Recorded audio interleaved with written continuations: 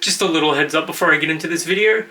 This channel is growing pretty nicely. I'm very happy with the content I'm making and I'm glad to see a lot of interactions, but I'm still trying to grow it bigger every single day. So if you haven't subscribed yet, just hit that little subscribe button down below, and I hope you enjoy the video. My name is Aussie Marcel, the most luscious locks on YouTube, and in today's video I'm going to be talking about two men's fragrances that underwhelmed me and I ultimately didn't like.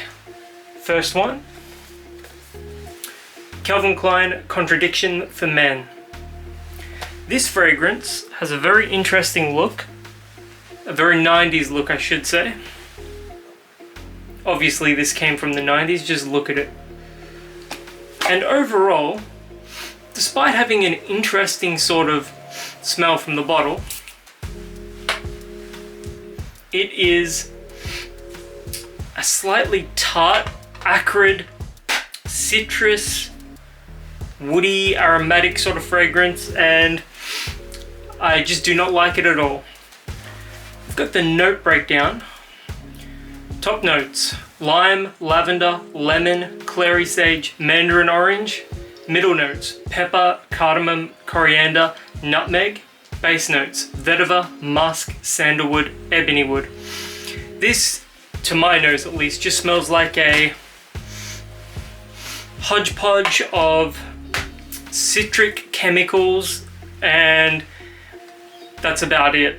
There's nothing in this fragrance that I can really recommend aside from the fact that I would call it interesting.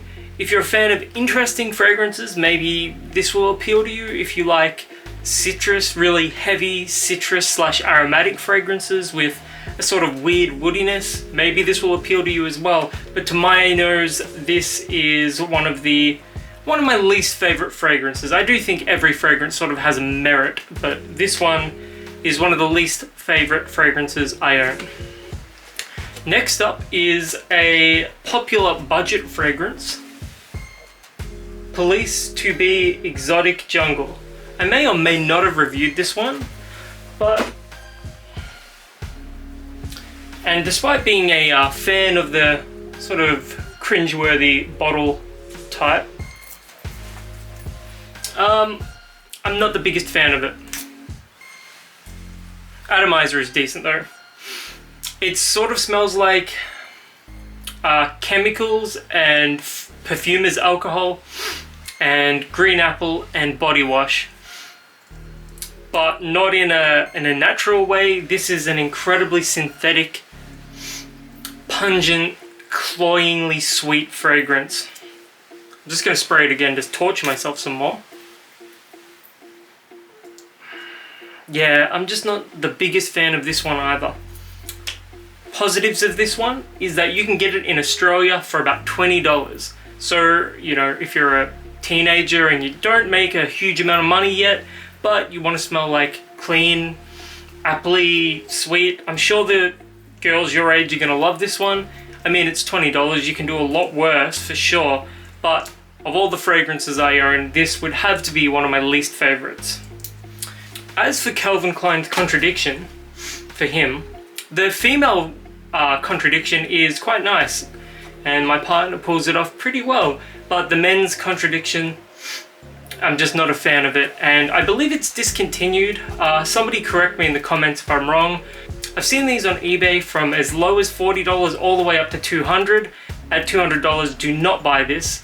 Under any circumstance, do not buy it for that price. Even at $40, I can't really recommend it. But again, if you like interesting citrus, greeny, aromatic, woody fragrances, maybe it'll be up your alley. I'm not too sure.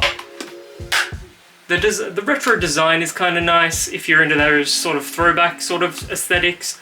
Personally, if I wanted to go with a 90s fragrance, I would probably just stick with Tommy. That smells much better than this, and you can probably get it a lot cheaper as well. All in all, both of these fragrances I don't recommend. So yeah, until my next video, my name is Aussie Marcel, the most luscious locks on YouTube, and I'll catch you guys around.